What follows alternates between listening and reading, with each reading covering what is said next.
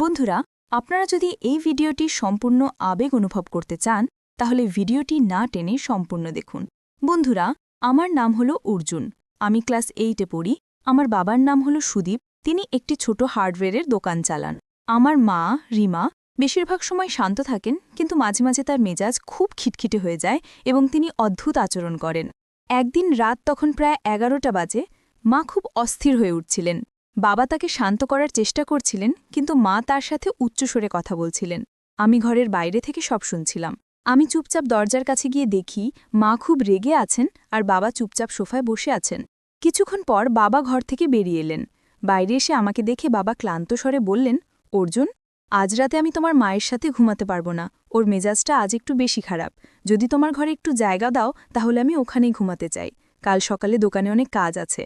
আমি অবাক হয়ে বাবার দিকে তাকিয়ে রইলাম। এত রাতে বাবা কখনো আমার ঘরে ঘুমাননি। তার চোখে ক্লান্তি আর কণ্ঠে এক ধরনের ভারী ভাব ছিল। আমি কিছু বললাম না, চুপচাপ মাথা নাড়লাম। বাবা আমার ঘরে এসে বিছানার একপাশে চুপচাপ বসে পড়লেন। জানালার বাইরে তখন হালকা বাতাস বইছিল। চারদিকে এক অদ্ভুত নিঃশব্দতা। মনে হচ্ছিল পুরো বাড়িটাই যেন গভীর কোনো রহস্যে ঢেকে গেছে। বাবা নিঃশব্দে বললেন, অর্জুন, আজকের রাতটা একটু অন্যরকম। তোমার মাকে আমি একা রাখতে পারিনি, আবার ওর ঘরে থাকা আমার পক্ষে সম্ভব হচ্ছিল না। আমি কিছুই বুঝতে পারছিলাম না। কেন যেন মনে হচ্ছিল আজকের রাতটা শুধু অস্থির নয়, এর পেছনে লুকিয়ে আছে আরও অনেক কিছু, এমন কিছু যা আমি এখনও জানি না।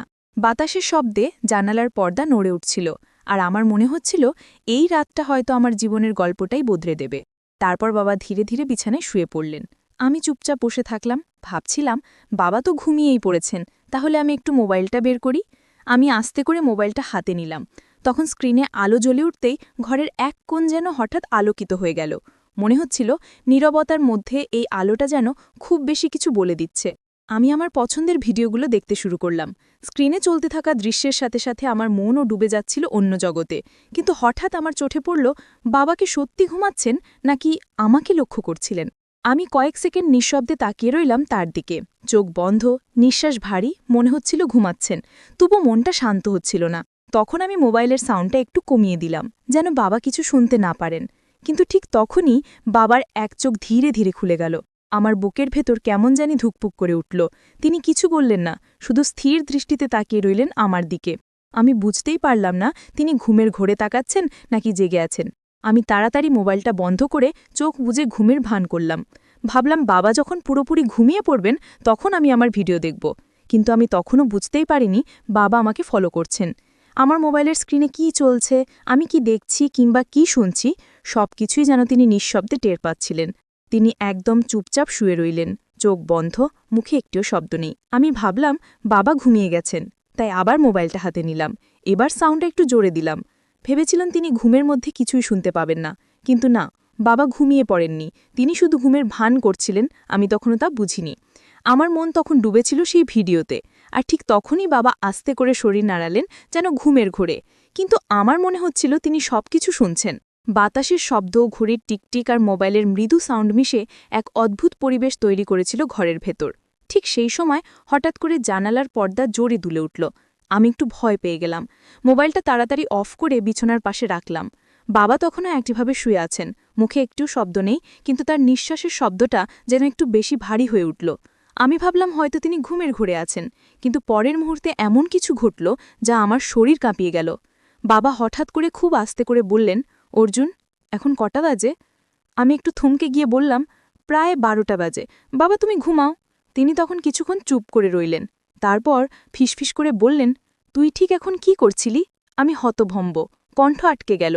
আমি কিছু বললাম না, শুধু চুপচাপ তার দিকে তাকিয়ে থাকলাম। চোখে এক অদ্ভুত দৃষ্টি, মুখে কোনো হাসি নেই, শুধু এক শীতল স্থিরতা। আমি চুপ করে বাবার দিকে তাকিয়ে রইলাম। ওনার দৃষ্টি আমার চোখের ভেতর দিয়ে যেন সোজা হৃদয়ে ঢুকে যাচ্ছিল। বাবা ধীরে ধীরে উঠে বসলেন। তারপর বললেন, তুই এত রাতে জেগে আছিস কেন? কাল তো স্কুলে যেতে হবে, তাই না? আমি তাড়াতাড়ি বললাম, হ্যাঁ বাবা, আমি এক্ষুনি ঘুমাচ্ছি। কণ্ঠটা কেমন জানি কেঁপে উঠেছিল। বাবা কিছু না বলে একদম ধীরে মাথা নাড়লেন। তারপর আবার শুয়ে পড়লেন। কিন্তু ঘরের ভেতরের পরিবেশটা আগের মতোই ছিল না। বাতাস ভারী, নিঃশব্দ, আর আমার বুকের ভেতর ধুকধুক করছিল অদ্ভুতভাবে। আমি চোখ বন্ধ করলাম, কিন্তু মন শান্ত হচ্ছিল না। মনে হচ্ছিল বাবা কিছু ভাবছেন, এমন কিছু যা আমি বুঝতে পারছি না। কয়েক মিনিট পর বাবা আবার বললেন, তুই কি রোজ রাতে এমন করে জেগে থাকিস? আমি অবাক হয়ে গিয়ে বললাম, না বাবা, আজকে একটু ঘুম আসছিল না। তারপর আমি এবং বাবা আমরা দুজনে ধীরে ধীরে ঘুমিয়ে পড়লাম। ঘরের ভেতর তখন এক অদ্ভুত নীরবতা, ঘড়ির টিকটিক শব্দটাও যেন কানে কেমন ভারী লাগছিল। রাত পেরিয়ে গেল কিছুক্ষণ। হঠাৎ ঘড়ির টাপটা যখন ৩টে ছুঁয়েছে, ঠিক তখনই একটা মৃদু আওয়াজে আমার ঘুম ভেঙে গেল। চোখ খুলে দেখি বাবা ধীরে ধীরে উঠে বসেছেন। মুখে এক অদ্ভুত স্থিরতা, কোনো কথা নেই। তিনি আস্তে আস্তে উঠে গিয়ে ঘরের লাইটটা অন করলেন। ঘরটা মুহূর্তেই আলোকিত হয়ে উঠল। আমি চোখ আধখোলা করে দেখছিলাম, কিন্তু এমন ভান করছিলাম যেন গভীর ঘুমে আছি। বাবা একবার চারপাশে তাকালেন, তারপর হঠাৎ লাইটটা আবার বন্ধ করে দিলেন। অন্ধকারে তার পায়ের শব্দ শুনতে পাচ্ছিলাম, যিনি দরজার দিকে যাচ্ছেন। দরজাটা আস্তে খুলে বাইরে গেলেন। আমি চুপচাপ বিছানায় পড়ে রইলাম। বুকের ভেতর কেমন ঠকঠক করছিল। বাইরে তখন কুকুরের ডাকে আর বাতাসের শস্য শব্দে বাড়িটা আরও ভয়ানক লাগছিল। ২-৩ মিনিটের মতো কোনো শব্দ পেলাম না। মনে হচ্ছিল বাবা হয়তো উঠানে গেছেন অথবা নিচে কিছু খুঁজছেন। তারপর হঠাৎ আবার দরজার হালকা খটখট শব্দ শোনা গেল। বাবা ফিরে এসেছেন। তিনি আবার ঘরে ঢুকলেন, হাত বাড়িয়ে একবার লাইট অন করলেন, কিন্তু সঙ্গে সঙ্গেই বন্ধ করে দিলেন। আলোটা যতক্ষণ জ্বলেছিল আমি স্পষ্ট দেখেছিলাম তার মুখে এক অদ্ভুত ছায়া, যেন তিনি গভীরভাবে চিন্তায় আছেন অথবা কিছু লুকিয়ে রাখছেন। তারপর তিনি ধীরে ধীরে এসে নিজের জায়গায় শুয়ে পড়লেন। আমি তখনও চোখ বন্ধ করে আছি, কিন্তু মন শান্ত হচ্ছিল না। বাতাসের শব্দ, ঘড়ির টিকটিক আর মোবাইলের মৃদু সাউন্ড মিশে এক অদ্ভুত পরিবেশ তৈরি করেছিল ঘরের ভেতর। ঠিক সেই সময় হঠাৎ করে জানালার পর্দা জোরে দুলে উঠল। আমি একটু ভয় পেয়ে গেলাম। মোবাইলটা তাড়াতাড়ি অফ করে বিছানার পাশে রাখলাম। বাবা তখনও একইভাবে শুয়ে আছেন, মুখে একটিও শব্দ নেই, কিন্তু তার নিঃশ্বাসের শব্দটা যেন একটু বেশি ভারী হয়ে উঠল। আমি ভাবলাম হয়তো তিনি ঘুমের ঘোরে আছেন, কিন্তু পরের মুহূর্তে এমন কিছু ঘটল যা আমার শরীর কাঁপিয়ে গেল। বাবা হঠাৎ করে খুব আস্তে করে বললেন, অর্জুন, এখন কটা বাজে? আমি একটু থমকে গিয়ে বললাম, প্রায় 12টা বাজে বাবা, তুমি ঘুমাও। তিনি তখন কিছুক্ষণ চুপ করে রইলেন, তারপর ফিসফিস করে বললেন, তুই ঠিক এখন কি করছিলি? আমি হতভম্ব, কণ্ঠ আটকে গেল। আমি কিছু বললাম না, শুধু চুপচাপ তার দিকে তাকিয়ে থাকলাম। চোখে এক অদ্ভুত দৃষ্টি, মুখে কোনো হাসি নেই, শুধু এক শীতল স্থিরতা। আমি চুপ করে বাবার দিকে তাকিয়ে রইলাম। ওনার দৃষ্টি আমার চোখের ভেতর দিয়ে যেন সোজা হৃদয়ে ঢুকে যাচ্ছিল। বাবা ধীরে ধীরে উঠে বসলেন, তারপর বললেন, তুই এত রাতে জেগে আছিস কেন? কাল তো স্কুলে যেতে হবে, তাই না?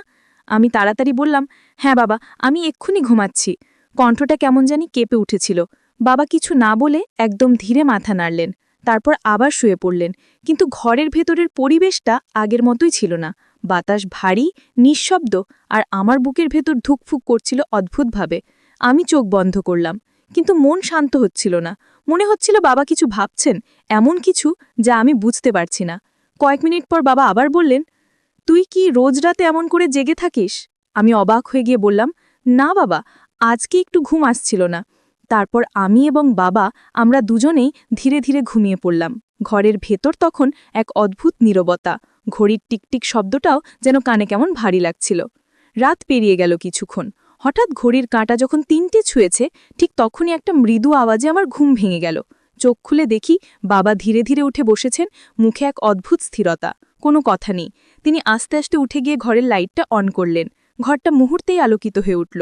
আমি চোখ আধখোলা করে দেখছিলাম, কিন্তু এমন ভান করছিলাম যেন গভীর ঘুমে আছি। বাবা একবার চারপাশে তাকালেন, তারপর হঠাৎ লাইটটা আবার বন্ধ করে দিলেন।